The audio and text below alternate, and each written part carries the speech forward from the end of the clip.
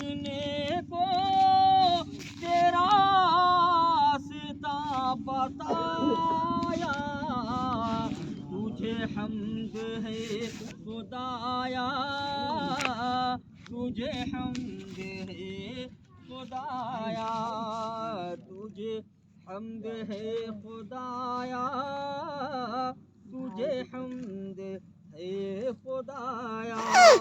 तुम्हें हाकिमे बराया, तुम्ही कासिमे अताया, तुम्ही हाकिमे बराया, तुम्ही कासिमे अताया, तुम्ही दाफ़े बलाया, तुम्ही शाफ़े खताया। कोई तुम सा कौन आया, कोई तुम सा कौन आया, तुझे हम्द है खुदाया। वही रब है जिसने तुझको हमतन करम बनाया। एक शेर और पढ़ा। वो कुंवारी पाक मरियम, वो नफ़ख़्तु फ़ीही का दम, वो कुंवारी पाक मरियम, वो नफ़ख़्तु फ़ीही का दम। हज़रत मरियम जो थी ना, वो हज़रत ईसा अलैहिस्सलाम को जन्म दिया था। हज़रत ईसा अलैहिस्सलाम बगैर बाप के पैदा हुए, बगैर बाप के पैदा होने वाले हज़रत ईसा अलैहिस्सलाम के जब लोगों ने उनकी माँ पे तोहमत लगाई, अल्लाह तबारक व तआला ने अपने करम से, अपनी अता से, अपनी कुदरत से हज़रत मरियम को हामला किया था। उससे हज़रत ईसा अलैहिस्सलाम दुनिया में तशरीफ़ लाए तो लोगों ने उनकी माँ पे तोहमत लगाई। तो हज़रत ईसा अलैहिस्सलाम बचपने के आलम में माँ की गोद में लोगों को खिताब कहकर कहा था कि मैं अल्लाह का नबी हूँ, मेरी माँ पाक दामन है। इसको कुरान ने बयान किया। तो ये कितनी बड़ी फजीलत है ना। और हज़रत ईसा अलैहिस्सलाम की ज़िंदगी से एक और सबक मिलता है कि अल्लाह तबारक व तआला जिसे चाहे पूरी कायनात मिल करके भी उसको नहीं मिटा सकती। अल्लाह जिसको चाहे तो पूरी कायनात अगर मिल जाए, पूरी कायनात कोशिश कर ले, उसका कुछ नहीं हो सकता। हज़रत ईसा अलैहिस्सलाम की ज़िंदगी का अगर आप मुताला करेंगे तो पता लगेगा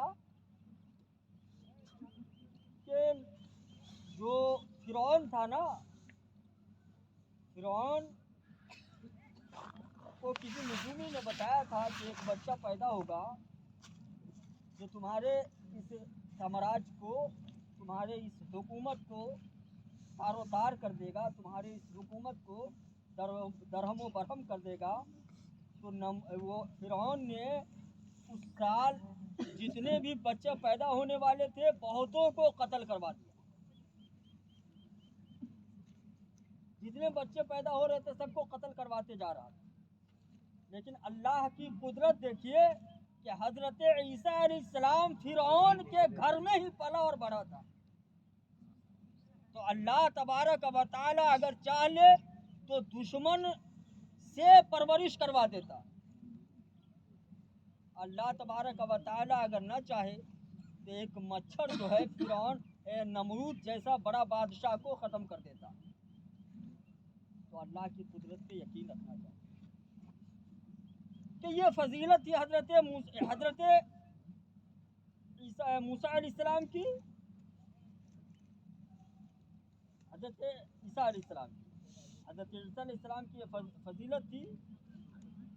लेकिन अगर इनसे भी कोई ज़्यादा मर्तबा वाला अगर आया है, इनसे भी कोई ज़्यादा फजीलत का हामिल है, तो वो हमारे सरकार जनाब मोहम्मद रसूलुल्लाह सल्लल्लाहु अलैहि वसल्लम।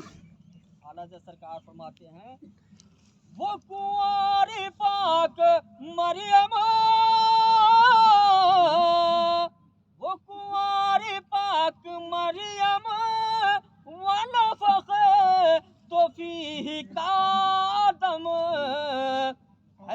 सब निशान आजम मगर आमना का जाया, अरे वही सबसे अफजल आया, तुझे हमद है खुदाया। दुरूद पाक पढ़े डरो। और जो ईमान वाले नहीं है उसको क्या कहा, उसको क्या कहा पता है, तुम ईमान लाओ। जो ईमान वाले नहीं थे उनको कहा कि तुम ईमान लाओ, और जो ईमान वाले हो गए कलमा तैयबा पढ़ करके इस्लाम में दाखिल हो गए, अब उसको कहा जा रहा है कि तुम अल्लाह से डरो। ये दो जुज है, दो चीजें हैं। ईमान लाना, मसलन कोई सूरज को खुदा मान रहा है, कोई चांद को खुदा मान रहा है, कोई पत्थर को खुदा मान रहा है, कोई शजरो हजर को खुदा मान रहा है, कोई ज़मीनो फलक को खुदा मान रहा है, कोई कायनात में मौजूद चरिंदे और परिंद को खुदा मान रहा है। अल्लाह कहता है कि तुम इसको ना मानो, तुम एक खुदा की इबादत करो, ईमान ले आओ, अल्लाह को एक मान लो, मोहम्मद रसूलुल्लाह को अल्लाह का नबी मान लो। अगर कोई बंदा ईमान नहीं लाया है, ईमान नहीं लाया है, नमाज भी पढ़ रहा है, रोजा भी रख रहा है, हज भी कर रहा है, ज़कात भी दे रहा है, तमाम इबादत कर रहा है, मगर ईमान नहीं लाया है, तो उसकी इबादत का कोई एतबार नहीं, उसके इबादत का कोई वैल्यू, बोलिए, नहीं। इबादत के लिए ईमान का होना जरूरी है। आपने देखा होगा कि कोई बंदा कुफ्र बक देता है, मसलन कोई मुसलमान कुफ्र बक देता है, तब उसके दोबारा तौबा कराया जाता है और निकाह भी दोबारा कराया जाता है। ऐसा ही है ना। ये झोली घूम रहा है, आप लोग थोड़ा सा इस पे तवज्जो दे दीजिएगा। थोड़ा बहुत जो भी होता है 10-10 रुपया का डाल दीजिएगा तो ठीक है, 10 रुपया डाल दीजिएगा सामान।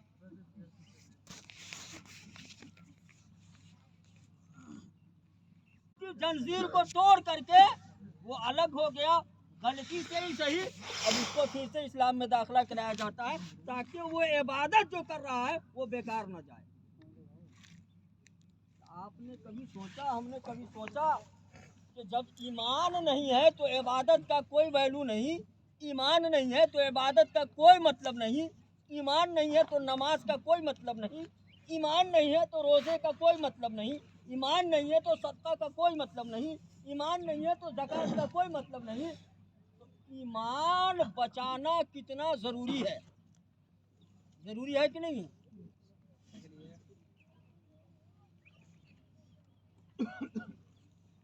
हमें लगता है आप लोग के जहन में हमारी बात नहीं समझ में आ रही है, समझ में। ईमान का बचाना ये बहुत जरूरी है, बहुत जरूरी। तो अब कैसे पता चलेगा जो हम बोल रहे हैं वो इस्लामी है या कुफ्र है? मसलन कोई आदमी कह रहा है अल्लाह तबारक व तआला पूरा दुनिया का गम हम ही को दे दिया, अस्तगफिरुल्लाह, तो ये क्या, कौन जुमला है? ये कुफ्र वाला जुमला है। ये कौन सा जुमला है? कुफ्र वाला जुमला है। आपने गांव देहात में देखा होगा, अल्लाह ताला को सब तो छोड़ के हमरे घर को खा लिया। ये कौन जुमला है? कुफ्र वाला जुमला।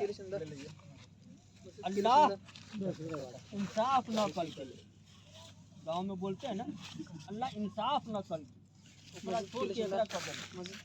ओकर 4 गो बेटा था, ओकर 4 गो बेटा है तो वो न मरले, हमर एगो बेटा मर गए, अल्लाह इंसाफ न कर।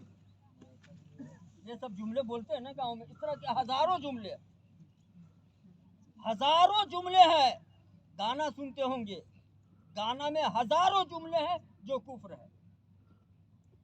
पता ही नहीं चलता है कि हम कुफ्र कर गए, हम इस्लाम से निकल गए, हमारा ईमान छीन लिया गया, हमें पता ही नहीं चला।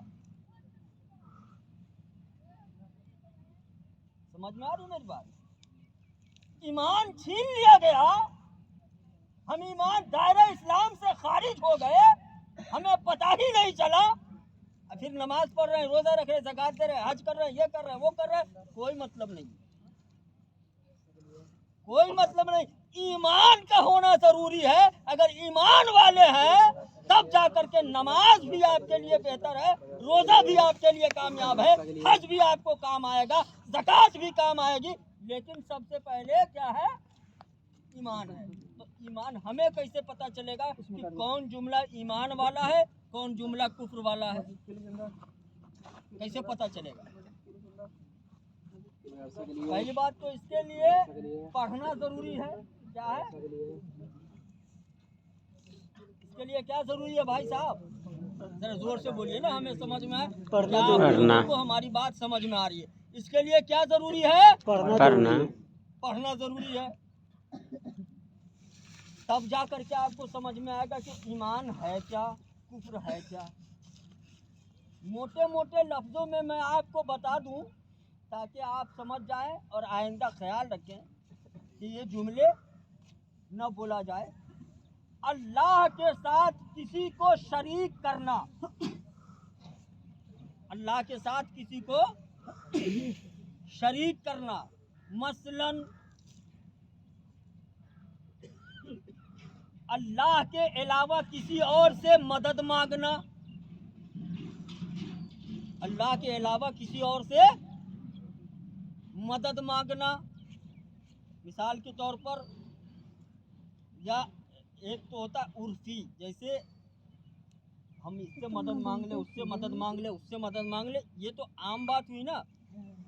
जैसे या अल्लाह तू मुझे फलां चीज़ दे दे, या अल्लाह मेरी गुनाहों को मिटा दे, या अल्लाह मुझे तू ये अता कर दे, या अल्लाह मुझे तू वो अता कर दे। अब इसी में कहें, दुआ में कहें कि फलां आदमी तू ये अता कर दे, ये समझ करके कि जिस तरह खुदा अता करता है इसी तरह ये अता करेगा, तो ये क्या है? कुफ्र है। क्या है? कुफ्र, शिर्क है। शिर्क जिसकी कोई माफी नहीं है। मसलन बहुत सारे लोग कहते हैं ना, डॉक्टर खुदा होता है, बोलते हैं ना, बोलते हैं कि नहीं बोलते? डॉक्टर क्या होता है? बोल देते हैं खुदा होता है। ये सरासर क्या है? कुफ्र है। डॉक्टर इंसान होता है। यही तो इस्लाम और कुफ्र में फर्क है कि हम एक ही खुदा को मानते हैं, चाहे उसके मुकाबले में कोई भी आ जाए। यहाँ तक के खुदा के मुकाबले में कोई भी आ जाए, यहाँ तक के चांद को दो टुकड़ा करने वाले हमारे नबी भी हैं, तो वो अल्लाह के बंदे हैं, अल्लाह नहीं। खुदा के बंदे हैं, खुदा नहीं है। तो हम सिर्फ एक खुदा को मानते हैं। एक के अलावा किसी और को खुदा मानना ये शिर्क है, और शिर्क की कोई माफी नहीं है। तो इस तरह से बहुत सारी बातें हैं जो हम लोग बोल जाते हैं। तो इसको अगर ख़त्म करना है ना जड़ से, देखिए हमारे बताने से आपको तमाम बातें आ नहीं जाएंगी। पहली बात तो याद रखिए, हम जो बताएंगे वो सारी बातें आपके जहन में घुसेगी नहीं। इसको हासिल करने के लिए पढ़ना पड़ेगा। तो आप अगर नहीं पढ़ पाए हैं, कोशिश कीजिए कि आपके बच्चे पढ़ लें। आप अगर नहीं पढ़ पाए हैं, तो आजकल मौलवी साहब को लोग बड़ी हकारत की नज़र से देखता है, बड़ी गिरी हुई नज़र से देखता है। वजह ये, मौलवी साहब कम कमाता है। उसको बनाया कम कमाने वाला कौन? आप ही लोग बनाए। आप लोग अपने गांव के इमाम साहब का तनख्वाह देख लीजिए, आप अपनी तनख्वाह देख लीजिए, चपरासी जो गेट पे बैठा रहता है उसकी तनख्वाह देख लीजिए, इमाम साहब की तनख्वाह देख लीजिए, और उस पर भी दुनिया के उस पर तोहमत लगाना, दुनिया का पूरे गांव का जिसकी कोई नहीं सुनता है वो भी जाकर के इमाम साहब को दो चार को बात सुना देता है नहीं। जिसके घर में कोई औकात नहीं है वो भी जाकर के वहाँ पे जाकर के सुना देता है। तो इमाम साहब का वक़ार को हम लोगों ने गिराया है। तो हम ही को चाहिए कि उठाना कब? जब अपने बच्चों को उस लायक बना दीजिएगा, ताकि वो पता चल जाएगा ना कि मौलवी का मकाम क्या है। दुनिया में आपने तो वो कम कमाया, लेकिन आखिरत में क़यामत के दिन आज जो लोग वीआईपी कार में, फॉर्चूनर, मर्सिडीज में घूम रहे हैं ना, क़यामत के दिन एक हाफिज कुरान के बाप को लाया जाएगा। किसको लाया जाएगा? किसको? हाफिज कुरान के बाप को। और उसके सर पे नूरानी ताज रख करके जब लाया जाएगा तो पूरे मजमा में लोग नजर उठा के देखेंगे, वो देखो कौन आ रहा है, कोई नबी तो नहीं आ रहे हैं। गैब से आवाज आएगी, नहीं जी वो कोई नबी नहीं है, बल्कि हाफिज कुरान का बाप है। दुनिया में अपने बच्चे को हाफिज बनाया था, अल्लाह ने इसको इतनी इज्जत अता की। तो ये हाफिज के बाप का मकाम है, और जो हाफिज होगा उसका क्या मकाम होगा। ये हाफिज की बात कर रहा हूँ, अभी मौलवी का तो बाकी है, ये हाफिज की बात है। हाफिज को हुक्म होगा कि अपने 7 खानदानों को बख्शवाओ। अब मौलवी को तुम जितना चाहो उतने को बख्शवाओ। मौलाना को ये मकाम है अल्लाह के नज़दीक। अल्लाह के रसूल फरमाते हैं, जिसने किसी आलिम को देखा, जिसने किसी आलिम को देखा गोया कि उसने मुझको देखा, और जो मुझको देखा वो खुदा को देखा। जिसने किसी आलिम से मुसाफा किया उसने मुझसे मुसाफा किया। जिसने किसी आलिम की इज्जत की गोया कि उसने मेरी इज्जत की।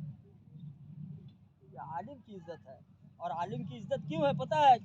क्योंकि वो इस्लाम और कुफ्र में फ़र्क करता है। वो जानता है कि इस्लाम क्या है, कुफ्र क्या है, खुदा के हक क्या है, बंदे का हक क्या है। खुदा के साथ किसी को शरीक नहीं करता, खुदा के अलावा किसी की बंदगी नहीं करता, खुदा के अलावा किसी की पूजा नहीं करता, और दूसरों को भी नहीं करने देता, दूसरों को भी नहीं करने देता। तो ज़रूरत है आप नहीं पढ़े तो अपने बच्चों को बिल्कुल एकदम पढ़ाइए। एक बच्चा, अगर 2 बच्चे हैं तो एक को दुनियावी पढ़ाइए तो एक को दीनी ज़रूर पढ़ाइए। इससे आपके घर में फ़ायदा क्या होगा आप देख लीजिए नज़र उठा कर। आपके गांव में होगा और सबके गांव में होगा। माँ बाप को सताने वाले कौन लोग हैं? सरकारी नौकरी वाले, जिसकी बड़ी बड़ी फैक्ट्रियां हैं। मैं अपनी नज़रों से यहाँ देखा हूँ, बेटा यहाँ फैक्ट्री चला रहा है, लाखों के कारोबार कर रहा है, माँ दूसरे के खेत में जाती है धान काट। ये अपनी आंख से देखा हुआ तजर्बा है मेरा। लेकिन अगर वही बेटा मौलवी होगा, हाफिज होगा, तो जो खुद खाएगा अपनी माँ को भी खिलाएगा, जो खुद खाएगा अपने बाप को भी खिलाएगा। क्यों? क्योंकि उसको पता है कि माँ के कदम के नीचे जन्नत है और जन्नत की चाबी बाप के पास है। तो माँ, उसको पता है, उसको पता है कि माँ की कदर क्या है, उसको पता है कि माँ की, पता है हजरत उमर के पास एक आदमी आया, एक औरत कहती है कि ये मेरा बेटा मुझको गाली देता है। और भाई, अब वो हजरत उमर पता है, वो चाहते तो ये सुन करके उसका गला काट देते, लेकिन उन्होंने ऐसा नहीं किया, बल्कि कहा अच्छा ये बात है तो तुम ऐसा करो कि एक वजनी पत्थर इसके पेट पे बांध दो और 9 महीने तक घुमाओ। वो एक के दिन में आया, कहा हुजूर मुझसे बड़ी बड़ी गलती हो गई है, मुझे माफ़ किया जाए, मैं ये पत्थर नहीं ले सकता। कहता नादान, जब तू एक पत्थर लेकर के नहीं घूम सकता है, तेरी माँ 9 महीने तुझे लेकर घूमी है, तू इसी को गाली देता है, तुझे शर्म नहीं आती? एक आदमी था, एक सहाबी थे, एक सहाबी थे। कौन थे? सहाबी कौन होता है? जो रसूलुल्लाह को देख लेता है। कहता है कि जब उनका मौत का वक्त था, वो अपने माँ को झापड़ मारा था, माँ को झापड़ मारा था। जब उसकी मौत का वक्त करीब आया तो उसकी रूह नहीं निकल रही, उसकी रूह नहीं निकल रही। लोगों ने कहा कि आयतल कुर्सी पढ़ो, सूरह यासीन पढ़ो, कुरान की तिलावत करो, रूह निकल जाएगी, लेकिन ना, रूह नहीं निकल रही। लोग गए रसूलुल्लाह के पास, या रसूलुल्लाह फला आदमी है, उसकी रूह नहीं निकल रही है। उसकी माँ को बुलाया, कहा कि क्या वजह है कि इसकी रूह नहीं निकल रही है। कहा हुजूर इसने मुझे मारा था। तो उसकी माँ को बुलाया गया, कहा कि ऐ खातून इस बंदे को माफ कर दे। कहा कि मैं इसे माफ नहीं करूंगी क्योंकि इसने मुझे मारा था, मैं इसे माफ नहीं करूंगी। कहा कि तू माफ नहीं करेगी, इसका रूह नहीं निकलेगा, ये तड़पता रहेगा। कहा कि हुजूर मुझे बड़ी तकलीफ हुई जब इसने अपने बीवी के चक्कर में मुझे मार दिया था। अल्लाह के रसूल कहते हैं खातून तू इसे माफ कर दे वरना ये नहीं, ये इसकी रूह नहीं निकलने वाली है। कहा कि हुजूर मैं माफ नहीं करूंगी। अल्लाह के रसूल फरमाते हैं कि लकड़ी इकट्ठा करो। लकड़ी को इकट्ठा किया गया, कहा कि इसमें आग लगा दो। आग लगा दी गई। अब कहा गया कि इस बंदे को उठा करके इस आग में डाल दो ताकि ये जल करके खाक हो जाए। उसकी माँ सरकार के कदम को पकड़ लेती है और कहती है हुजूर मुझे ये गवारा नहीं है कि मेरा बेटा मेरे सामने जल करके खाक हो जाए, मैं अपने बेटे को माफ करती हूँ। बताइए, जब बेटा आलिम होगा, बेटा पढ़ा लिखा होगा तो उसके जहन में ये बात तो होगी ना कि सरकार के ज़माने में ऐसा भी हुआ था, सरकार के ज़माने में ऐसा भी हुआ था। माँ की इज्जत क्या है, बाप का इज्जत क्या है। जब पढ़ा लिखा बेटा होगा, आलिम बेटा होगा तब ये जानेगा, वरना 4 दिन का दुनिया है। अभी चल रहा था फला साहब, अरे वो तो गया। कितनी बार सुना होगा आप लोगों ने, अरे वो फला साहब का इंतकाल हो गया, इंतकाल हो गया, अभी तो मुसाफा करके जाते। सुना है ना आप लोगों ने। तो ये 4 दिन की दुनिया है, जितना नुमाइश करना है कर लीजिए, मर करके जाना तो वही है। तो इसलिए यहाँ की तैयारी नहीं, हर हाल में वहाँ की तैयारी ज़रूरी है।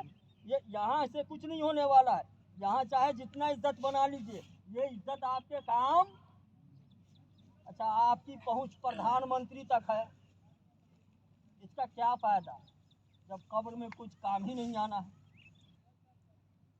लेकिन आपकी पहुंच एक अच्छे नेक इंसान के पास है, एक अल्लाह वाले के पास है, तो उसका फायदा क्या है कि कब्र में भी काम आ जाए, है नहीं, कब्र में भी काम आ जाए।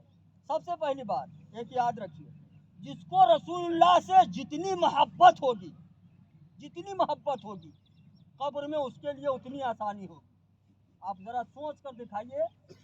अभी कल परसों मेरे को एक आदमी बता रहा था कि एक आदमी कल का टिकट बना हुआ था, आज गया है पैसा लगाने, पैसा वैसा लगा के गया, पान खा रहा था, कल जाने वाला था घर, पाने की दुकान पर मर गया,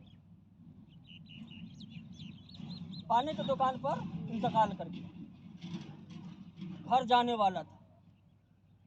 तो ये सब इबरत है हम लोगों के लिए, सोचने वाली बात है कि हम लोग कहाँ जा रहे हैं, क्या कर रहे हैं। यकीन से कहाँ नमाज वगैरह कहाँ पढ़ते हैं, नहीं पढ़िएगा, नमाज वगैरह नहीं पढ़िएगा तो क्या उम्मीद रखते हैं कि क़यामत के दिन। कब्र से देख लीजिए, आज आपके सामने है, कब्र में जो है कि कहीं बिच्छू निकल रहा है, कहीं कुछ निकल रहा है, कहीं कुछ हो रहा है। आपके साथ तो वीडियो का ज़माना है, कुछ होता है तो फ़ौरन मोबाइल पे आ जाता है।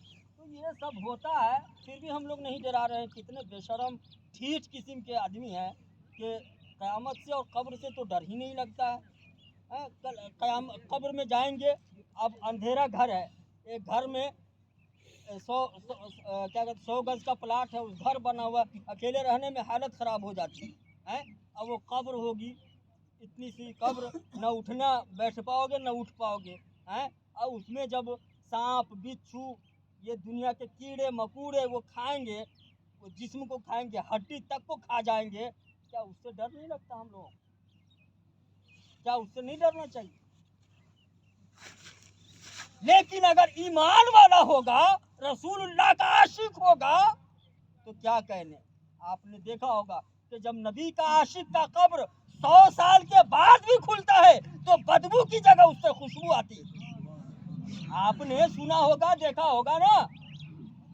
कई बार मैंने वीडियो देखा कि बड़े बड़े बुजुर्गों का कब्र खुद गया तो जो है क्या कहते हैं कि वहां से जो है जिस्म सही सलामत निकला है। हजरत सहाबा इकराम के ज़माने में किसी सहाबी का कब्र हो गया। इससे क्या अंदाज़ा लगाते हैं कि जो अल्लाह का हो जाता है अल्लाह उसका हो जाता है, जो रसूल का हो जाता है रसूल उसके हो जाते हैं। वरना ये ज़िंदगी किस काम की अगर जो रसूल की मोहब्बत में ना गुजरी। ये ज़िंदगी लेकर के क्या करोगे, कहाँ जाओगे?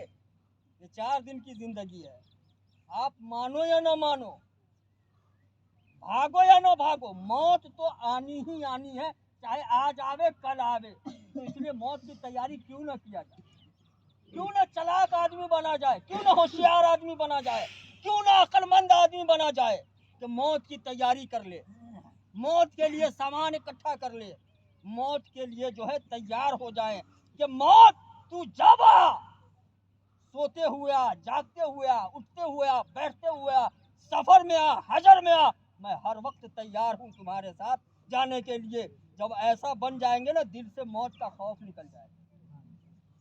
लेकिन जब सुबह उठते हैं तो गाना सुनते हैं, रात को सोते हैं तो गाना सुनते हैं, दिन भर कान में से हेडफोन नहीं निकलता है, दिन भर मशीन चला रहे हैं गाना सुन रहे हैं, दिन भर बड़ा बड़ा बक्सा लगा करके गाना सुन रहे हैं, दिन भर झूठ बोल रहे हैं, नमाज का आता पता नहीं है, चोरी चुगली करने से बाज नहीं आते हैं, झूठ बोलने से बाज नहीं आते हैं, माँ बाप को गाली देने से बाज नहीं आते हैं, न पढ़ने से मतलब है, न कुरान से मतलब है।